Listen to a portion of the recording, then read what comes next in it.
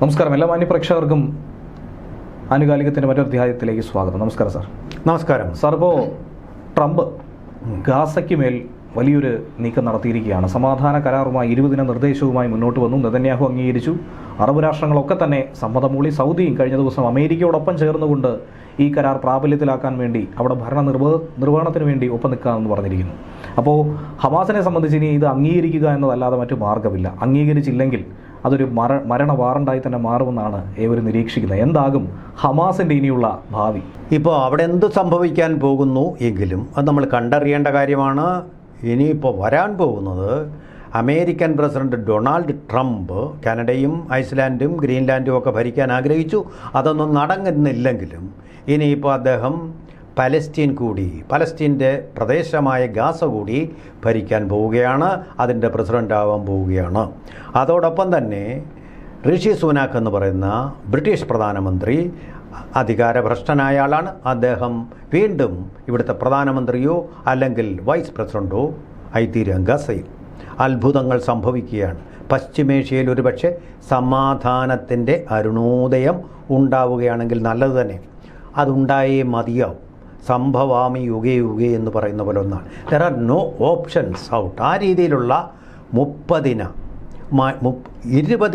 നിർദ്ദേശങ്ങളാണ് കഴിഞ്ഞ ദിവസം രാവ് വെളുക്കും വരെ ഇസ്രായേൽ പ്രധാനമന്ത്രി ബെഞ്ചമിൻ നെതന്യാഹുവും അമേരിക്കൻ പ്രസിഡന്റ് ഡൊണാൾഡ് ട്രംപും കൂടി വൈറ്റ് ഹൗസിൽ ഇരുന്ന് ഉറക്കമിളച്ചിരുന്ന് ചർച്ച ചെയ്ത് ഇപ്പോൾ ഏതാനും മണിക്കൂറുകൾക്കകം നടപ്പാവാൻ പോകുന്നു. There are no options. വേറൊരു രക്ഷയില്ല പലസ്തീൻ. ആ രീതിയിൽ അവരുടെ കഴുത്തിന് പിടിച്ച് മുറുകിയിരിക്കുകയാണ് ഈ കരാർ. ഈ കരാർ എന്ന് പറഞ്ഞാൽ അമേരിക്കയും ഇസ്രായേലും മാത്രമല്ല, ബ്രിട്ടൻ്റെ മുൻ പ്രധാനമന്ത്രി ഋഷി സുനാക്കാണ് ഇത് ഡ്രാഫ്റ്റ് ചെയ്ത് വെച്ചിരുന്നത്. അതിന്മേലുള്ള ചർച്ചകൾക്ക് അവസാനം വളരെ ശക്തമായ രീതിയിൽ ഈ രണ്ട് രാഷ്ട്രങ്ങളും കൂടി മുന്നോട്ട് വന്നിരിക്കുകയാണ്. അമേരിക്കൻ പ്രസിഡന്റ് കൊടുത്തിരിക്കുകയാണ് അന്ത്യശാസനം കൂടിയുണ്ട് ഇതിൽ. അതായത് ആ കരാർ ഒപ്പിടുമ്പോൾ കൊടുത്തത് 72 മണിക്കൂറാണ്. ആ മണിക്കൂറുകളൊക്കെ ഓരോന്നായിട്ട് കൗണ്ട് ഡൗൺ തുടങ്ങിക്കഴിഞ്ഞു.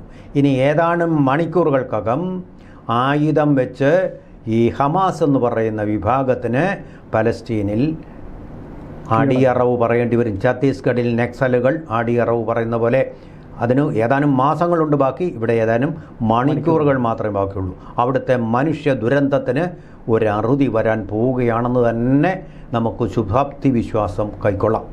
ഇനി നമ്മൾ ആലോചിക്കേണ്ട ഒരു കാര്യം, അമേരിക്കൻ പ്രസിഡന്റ് അവിടെ ഭരിക്കുമെന്ന് പറയുമ്പോഴും അവിടെ അദ്ദേഹത്തിൻ്റെ ഭരണത്തിൻ്റെ സ്ഥിരാകേന്ദ്രം ഗസയിലായിരിക്കുകയില്ല, ഈജിപ്തിലായിരിക്കും. അവിടെ ഇരുന്നു കൊണ്ടായിരിക്കും ഭരിക്കുന്നതെന്നാണ് ഒരു തീരുമാനങ്ങളിലൊന്ന്. കാരണം അത്ര സുരക്ഷിതമല്ല ഇതിനു ശേഷവും ആ പ്രദേശമെന്നുള്ളതാണ്. ഈ തുരങ്കങ്ങളും ഒക്കെ നിർമ്മിച്ചുകൊണ്ട് അതിനടിയിൽ പതിയിരിക്കുന്ന ഭീകരർ ഇനിയും ഉണ്ടാവാം. അവരിനി ആ തുരങ്കങ്ങൾ വഴി വന്ന് നാശം വിതയ്ക്കാം. പക്ഷേ അതെല്ലാം ഐസൊലേറ്റഡ് ആയിരിക്കും. ഒരു യുദ്ധത്തിൻ്റെ മാനം അതിനുണ്ടാവുകയില്ല. ഐസൊലേറ്റഡ് ഇൻസിഡൻസ് ആയിരിക്കും. അതെ എന്ന് പറഞ്ഞാൽ ഇനി വേറൊരു കാര്യം കൂടുണ്ട്. ഇവർക്ക് ഈ ഹമാസ് ഉൾപ്പെടെയുള്ള ഭീകരവാദികൾക്ക് ഖത്തർ പോലുള്ള രാജ്യങ്ങളുടെ പല അറബി രാജ്യങ്ങളുടെയും പരോക്ഷമോ പ്രത്യക്ഷമോ ആയിട്ടുള്ള പിന്തുണ കിട്ടിയിരുന്നത് കൊണ്ടാണ് അവർ ഇത്രയും കാലം അവിടെ പിടിച്ചു നിന്നത് ഇസ്രായേലിൻ്റെ മുമ്പിൽ. പക്ഷേ ഇനി ആ പിന്തുണ ഉണ്ടാവില്ല. കാരണം ഈ കരാറിനെ ഏറ്റവും പ്രധാനപ്പെട്ട ഒന്ന് ഖത്തർ പിന്തുണച്ചു എന്നുള്ളതാണ്. അതെ, കവർട്ട് ആൻഡ് ഓവർട്ട് ആയിട്ടുള്ള പിന്തുണ ഈ ഭീകരവാദികൾക്കും കൊടുത്തുകൊണ്ടിരുന്ന ഖത്തർ ഇപ്പോൾ നേരെ വന്നിരിക്കുന്നു, അമേരിക്കയ്ക്ക് വിധേയമായിരിക്കുന്നു, ഈ കരാർ അംഗീകരിച്ചിരിക്കുന്നു. അതുപോലെ തന്നെ പ്രധാനപ്പെട്ട അറബിയൻ രാഷ്ട്രമായ ഈജിപ്റ്റും അതുപോലെ തന്നെ ഒരു പവർ ബ്ലോക്കായിട്ടുള്ള ഈ യുദ്ധത്തിലെങ്ങും പങ്കെടുക്കാതിരുന്ന സാംസ്കാരിക പാരമ്പര്യമുള്ള രാജ്യമായ ഈജിപ്റ്റും ഇതിനെ അനുകൂലിച്ചിരിക്കുന്നു.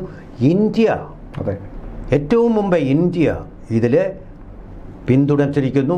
അതുപോലെ തന്നെ നമ്മൾ കാണേണ്ട വിചിത്രമായ ഒരു കാര്യം, പാകിസ്ഥാൻ. ഇവിടെ പട്ടാളമുണ്ട്. ആ പട്ടാളം പക്ഷേ ഏതെങ്കിലും രാജ്യത്തെ ആയിരിക്കത്തില്ല, പാകിസ്ഥാനായിരിക്കും ഈ പട്ടാളത്തെ പരിശീലിപ്പിക്കുന്നതെന്നുള്ളതാണ്. പല രാജ്യങ്ങളുടെ പട്ടാളം.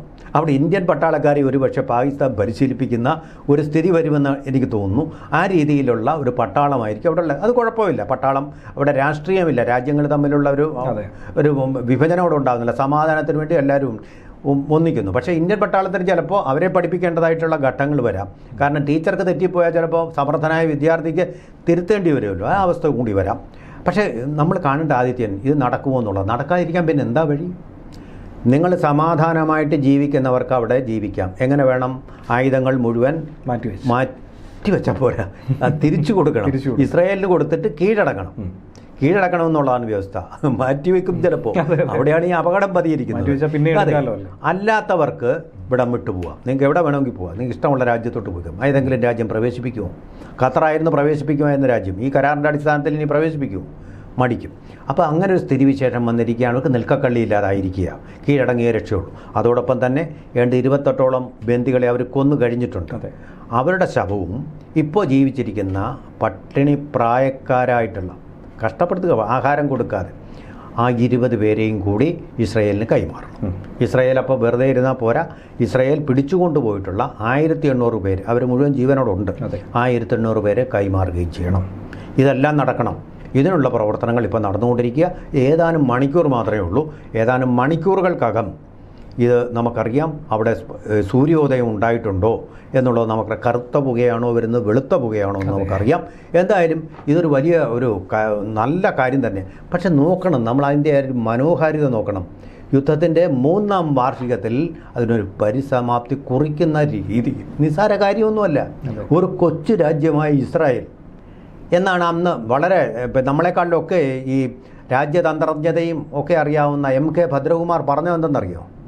ഇസ്രായേലികളെ ബന്ദികളായി കൊണ്ടുപോയപ്പോൾ ഈ ബന്ദികളെ വെച്ച് ഹമാസ് ബാർഗെയിൻ ചെയ്യും. അങ്ങനെ ഇസ്രായേൽ എന്ന് പറയുന്ന രാജ്യം ഭൂമിയിൽ നിന്ന് ഇല്ലാതാകും. ഹമാസ് ആഗ്രഹിച്ച കാര്യം തന്നെയാണ് ഭദ്രകുമാർ പറഞ്ഞത്. അങ്ങനെ ഇസ്രായേലിൻ്റെ മേധാവിത്വം മാത്രമല്ല, അവരുടെ അയൺഡോം എല്ലാം പോയി നശിച്ചു. ഇസ്രായേൽ ഇല്ലാതായി. എങ്ങനെ ഉണ്ട്? നമ്മളെക്കാളിലൊക്കെ വിവരമുള്ള ഒരാളാണ് അദ്ദേഹം പറഞ്ഞിരിക്കുന്നത്. പക്ഷെ നമ്മളിപ്പോൾ നോക്കൂ, ആ ബന്ധനത്തിൽ നിന്ന് ഒരു ഫീനിക്സ് പക്ഷിയെ പോലെ അതിൻ്റെ ചാരത്തിൽ നിന്ന് പുനർജനിച്ചിരിക്കുകയാണ് ഇസ്രായേൽ. ഇവിടെ ഇപ്പോൾ കമാൻഡിങ് പവറിലുള്ളത് ഇസ്രായേലാണ്. നമ്മളത് മനസ്സിലാക്കണം. കമാൻഡർമാരെല്ലാം നഷ്ടപ്പെട്ടിരിക്കുകയാണ് ഹമാസിന്. പിന്നെ വേറൊരു തെറ്റിദ്ധാരണ പരത്തുന്നുണ്ട് ആൾക്കാർ. അത് നമ്മുടെ ഈ നാട്ടിലെ ആൾക്കാരെല്ലാം പരത്തുന്ന ഒരു തെറ്റിദ്ധാരണയാണ്.